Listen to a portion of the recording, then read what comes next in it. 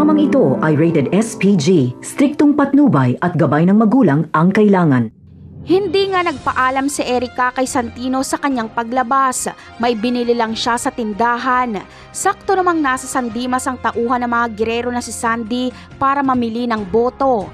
Kaya nakita niya si Erica at nakilala niya ito. Susundan niya si Erica kung saan ito uuwi. Kaya matutuklasan ni Sandy na nasa bahay nila Rigor Dimagiba si Erica. Samantala, tigsa 10,000 ang bigayan ng mga girero para iboto si Miguelito at Roberto. Sa laki ng bili nila ng boto ay talaga namang sinigurado ng mga girero na mabibili ang mga botante ni Tanggol. Ngunit dito nagkakamali ang mga girero dahil mga korap din ang kanilang mga lider. Sinita at Marsing ang lider nila sa San Dimas. Ngunit tuso din itong si Marsing pagdating sa pera kaya kakamkami nila ang pera at hindi nila ito ipamimigay.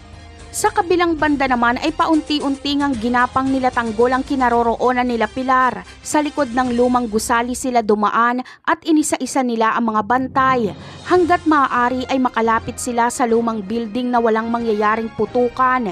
Pero noong makalapit na sila ay dito na nga nagkabarilan hanggang sa nakisali na rin si Ramon. Si Marites ay naiwan sa loob ng sasakyan.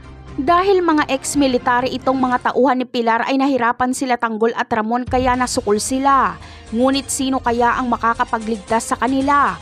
Posible kayang dumating si Don Gustavo at siya ang makakapagligtas sa apo niyang si Tanggol at kay Tinding? Ang sagot ay oo. Dahil sa sunod-sunod na pagbabanta ni Pilar kay Gustavo ay pinasundan niya si Pilar.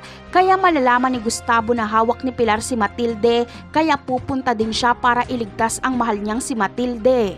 Napakarami pa nating dapat abangan sa mga susunod na episode. Paalam!